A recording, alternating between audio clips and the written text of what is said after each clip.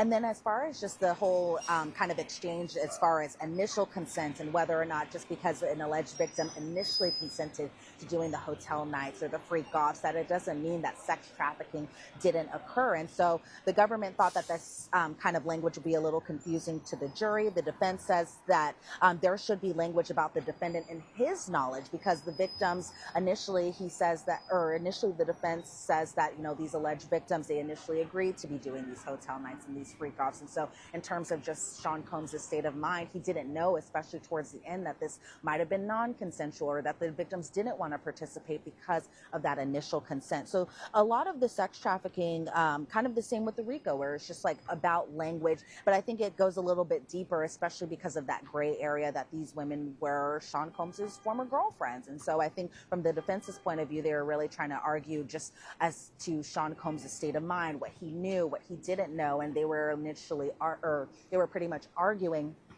that Sean Combs, because the alleged victims had consented at the beginning, doesn't mean that he was in the know that even towards the end of their respective relationships that they no longer wanted to participate in these hotel nights / freak-offs. And then we go to counts 3 and 5. Transportation to engage in prostitution, which I have said before, feels like the most straightforward path for conviction of Sean Combs.